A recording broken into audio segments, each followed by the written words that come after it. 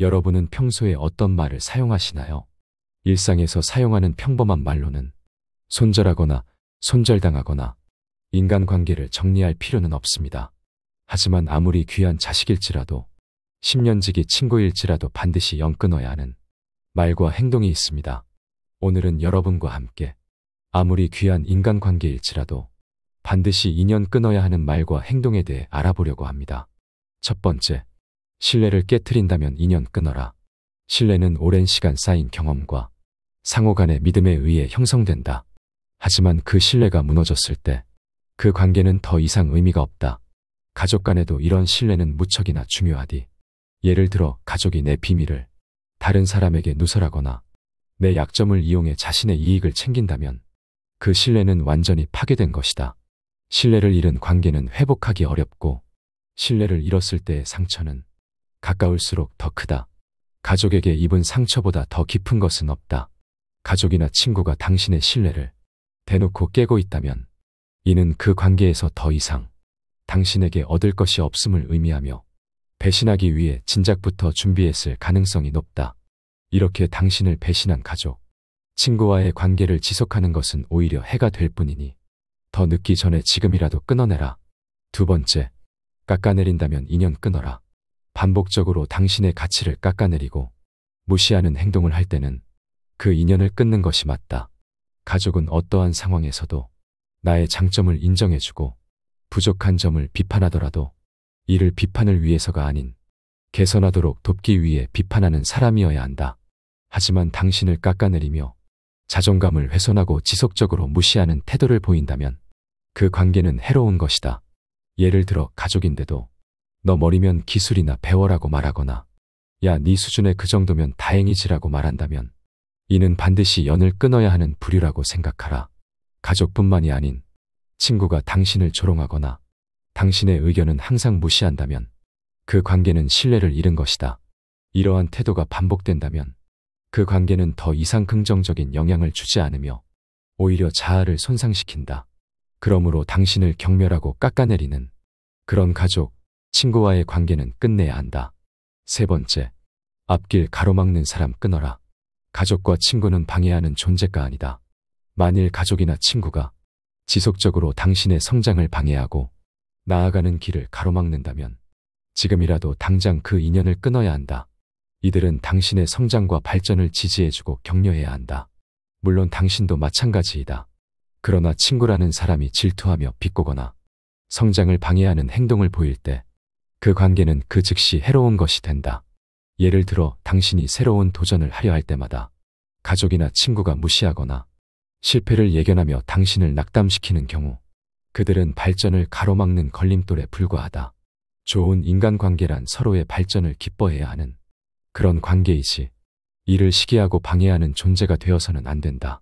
그러므로 당신의 성장을 방해하는 가족이나 친구는 아쉽더라도 당장 끊고 다신 상종하지 말아야 한다. 네 번째, 다른 사람의 잘못을 들추지 말라. 누군가 나의 잘못을 지적한다면 기분이 좋은 사람은 이 세상 어디에도 없다. 그렇기에 우리는 타인의 잘못을 절대 지적해서는 안 된다. 사람들은 종종 자신의 실수는 별거 아닌 인간의 당연한 행위로 여기면서 남의 실수에는 과도한 관심을 갖고 비난하기도 한다. 일부는 타인의 잘못을 가지고 자신이 더 낫다는 위안거리로 삼거나 자신의 결함을 감추려고 할 때 타인의 잘못을 이용한다. 하지만 실제로 그 잘못이 어땠는지 사실관계조차 자세히 확인하지 않고 다른 사람의 이야기만 듣고 그것을 사실로 받아들이고 비난하는 무책임한 행위가 많다. 어떠한 경우에도 타인을 부당하게 대하면 결과적으로 본인에게 해가 되며 이는 실질적으로 인간관계를 해친다. 설령 타인의 잘못이 사실이라 할지라도 진실을 말함으로써 관계에 금이 갈 수 있다. 진실을 말하는 것이 신뢰를 위해 필요한 경우도 있지만 인간관계에서는 부정적인 결과를 초래할 수 있는 상황이 대다수다. 특히 타인으로부터 잘못을 지적당한 사람은 대부분 자존심에 상처를 입고 화가 나기에 높은 확률로 상황이 악화될 수 있다. 잘못을 지적하는 행위는 적절한 시기와 장소에서 이루어져야 하며 그렇지 않은 경우 상대방에게 원수가 될 수 있고 나에게 좋을 게 하나도 없음을 명심하라.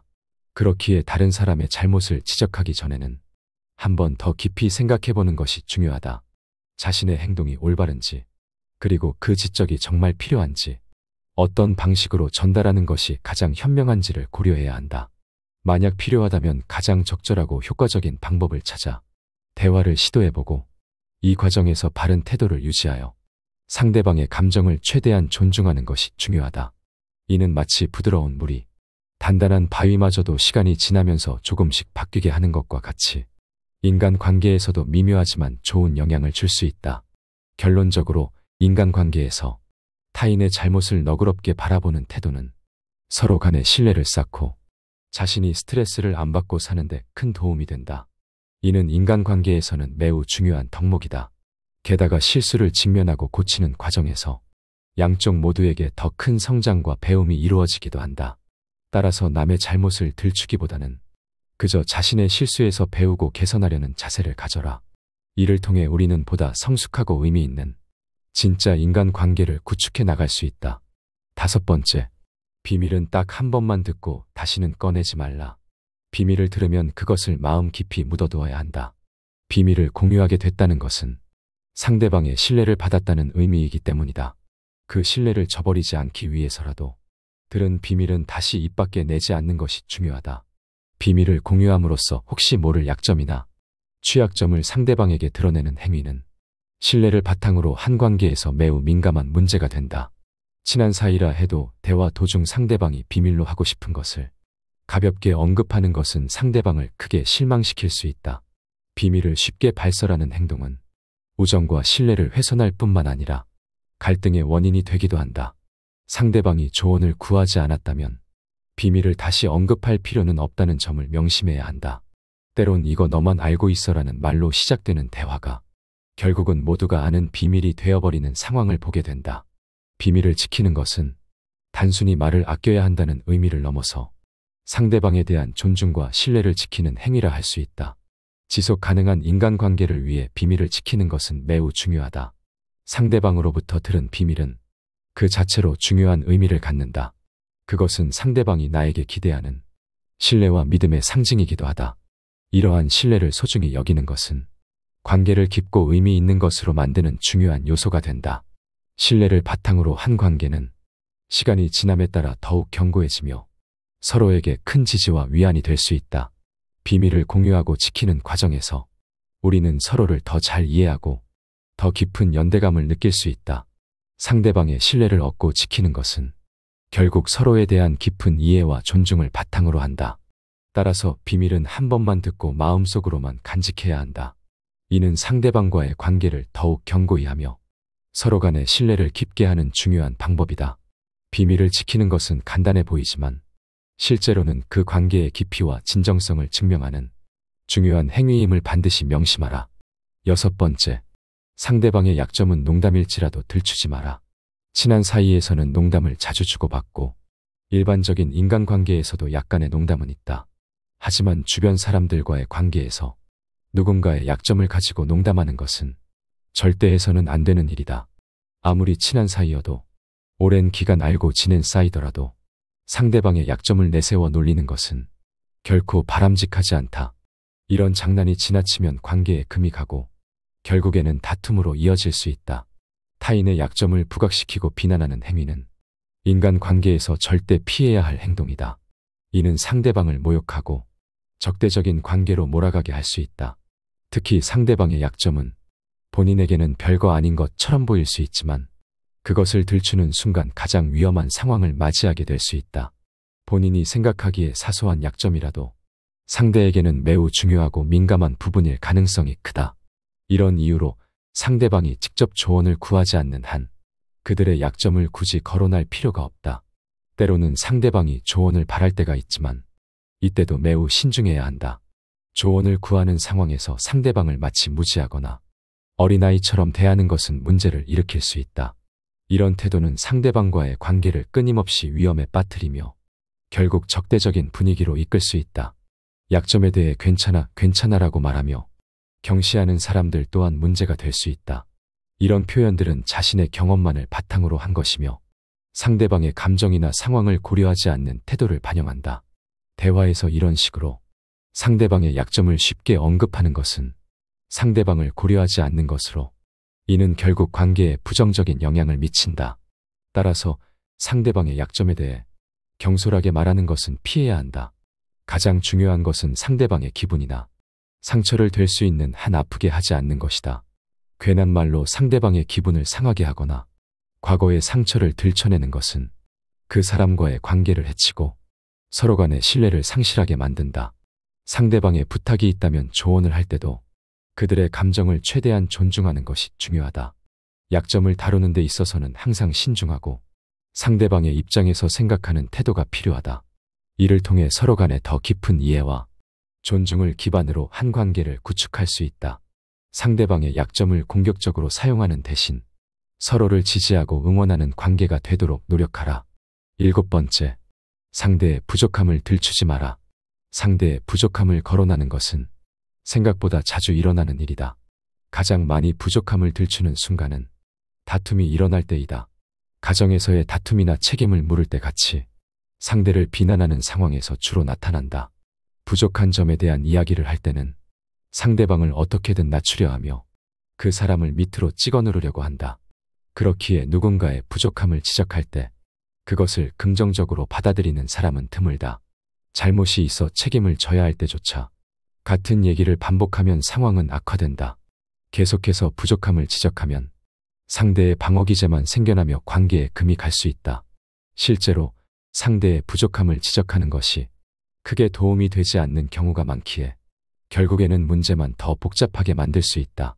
상대방의 부족함을 드러내는 것은 대부분의 경우 잔소리로 여겨질 뿐이며 서로를 비난하는 나락으로 빠지게 만든다. 상대방이 잘못했다는 생각에 집중하다 보면 상황을 개선하기보다는 문제를 더욱 확실히 할 뿐이다. 이는 인간관계나 조직의 발전을 저해할 위험이 크다. 상대의 부족함을 지적하고자 할 때 자기 자신도 언젠가는 누군가에게 부족한 사람일 수 있다는 점을 기억하는 것이 중요하다. 다른 사람의 부족함을 지적하기 전에 자신도 완벽하지 않다는 사실을 인정해야 한다. 이러한 자세는 배려하고 존중하는 좋은 인간관계를 만드는 데 도움이 된다. 부족함을 지적하는 대신 상대의 긍정적인 면을 이해하고 감사하는 태도를 가지려고 노력하자. 상대방의 마음을 이해하려는 노력을 기울이면 그들의 행동 뒤에 숨은 동기나 상황을 더 잘 파악할 수 있다. 이런 이해는 훨씬 더 의미 있는 대화와 행동으로 이어질 수 있다.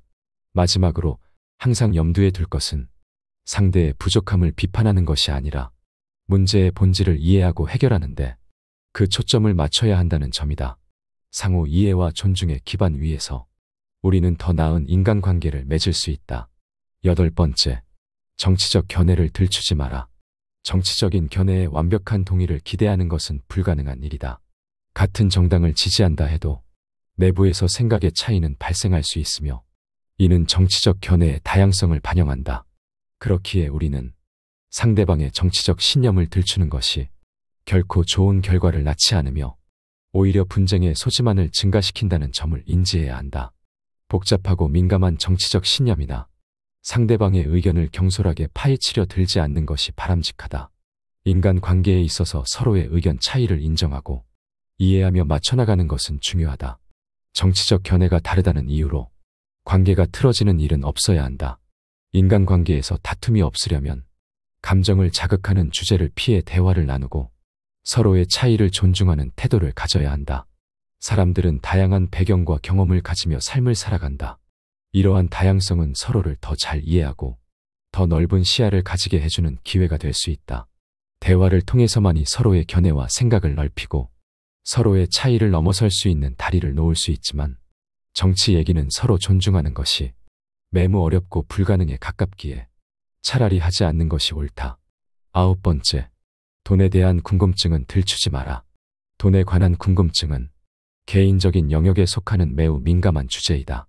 친분이 있다 하더라도 금전적 상황에 대해 거리낌 없이 묻는 것은 상대방을 극도로 불쾌하게 할 수 있다.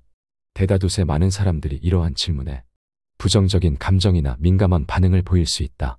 현재의 경제 상황이나 수입에 대해 묻는 것은 매우 사적이고 예민할 수 있는 내용이기에 이를 무턱대고 들추는 것은 삼가야 한다. 사회생활 속에서 타인의 프라이버시를 존중하는 것은 대인 관계를 원만하게 유지하는 데 필수적인 요소이다. 금전적인 문제는 가장 보호받아야 할 사생활 중 하나로 이에 대한 물음은 상대방에게 불편함을 주며 심지어 관계를 극도로 나쁘게 만들 위험까지 있을 수 있다.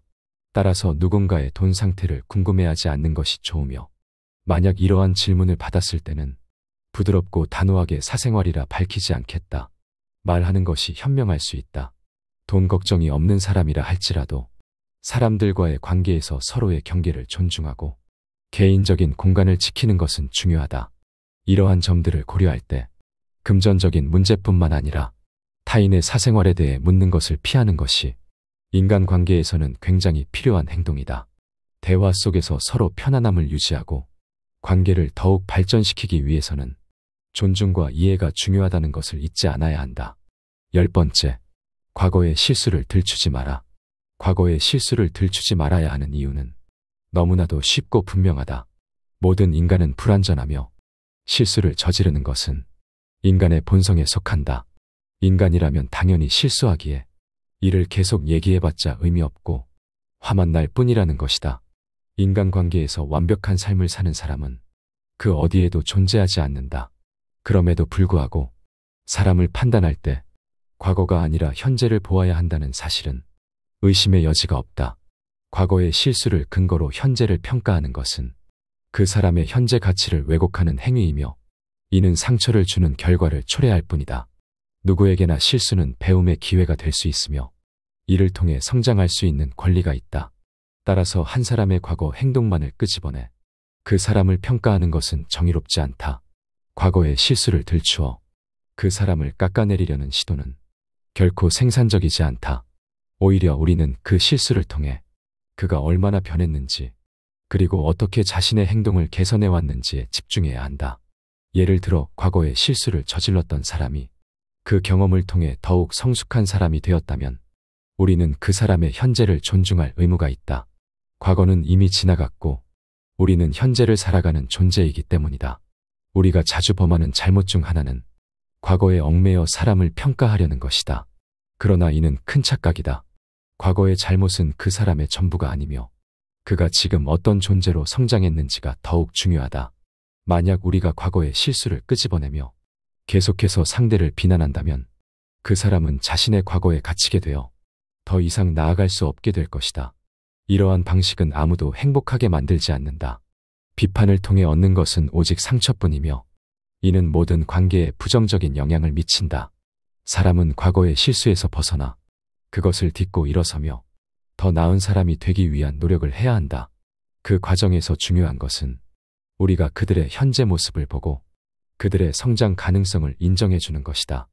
예를 들어 어떤 학생이 학업에서 실패를 경험했더라도 그 이후에 더 큰 노력을 기울여 학업 성취를 이루었다면 우리는 그 학생의 현재 노력을 평가해야 한다. 과거의 실패만을 기준으로 그 사람의 가치를 판단하는 것은 그에게 부당한 행위일 뿐이다. 이와 같은 맥락에서 우리는 과거의 실수에 초점을 맞추기보다는 그 실수 이후에 어떻게 변화하고 성장했는지를 주목할 필요가 있다. 누구나 과거의 잘못에서 교훈을 얻고 더 나은 선택을 할 수 있는 기회를 가져야 하며 그 기회를 박탈하는 것은 옳지 않다. 우리는 그들이 그 실수를 통해 무엇을 배웠는지 그리고 앞으로 어떻게 더 나은 방향으로 나아갈 수 있을지에 집중해야 한다. 또한 우리 사회가 더 발전하기 위해서는 과거에 얽매여 있는 태도를 버려야 한다. 모든 사람이 과거의 잘못에만 집중하고 현재의 성장과 미래의 잠재력을 보지 않는다면 진정한 발전은 있을 수 없다. 과거는 교훈을 주는 역할로 충분하며 그것이 우리를 지배하게 해서는 안 된다. 더 나은 미래를 위해서는 현재의 변화와 성장을 인정하고 긍정적인 시각으로 서로를 바라보는 것이 중요하다. 결국 과거의 실수에 얽매이지 않고 현재의 모습을 평가하는 태도는 우리 모두가 실천해야 할 중요한 가치다. 이를 통해 우리는 더 나은 사회를 만들 수 있으며 개개인도 자신의 잠재력을 충분히 발휘할 수 있는 기회를 얻게 될 것이다. 과거의 실수를 계속해서 들춰내는 것은 무의미하며 그것보다는 그 실수를 어떻게 극복하고 성장했는지에 집중하는 것이야말로 진정한 배움의 길이다. 아무리 귀한 인간관계일지라도 반드시 인연 끊어야 하는 말과 행동에 대해 알아봤습니다. 오늘 함께 알아본 지혜가 어떠셨나요? 이 지혜들이 우리 모두에게 도움이 되는 지혜였기를 바라는데요. 여러분의 솔직한 의견을 댓글로 남겨주시면 더 좋은 영상을 만드는데 큰 도움이 될 것 같습니다. 언제든지 댓글로 남겨주시기 바라며 영상은 여기까지로 이만 마치도록 하겠습니다. 늘 시청해주셔서 감사하단 말씀드립니다. 지혜의 레코드였습니다.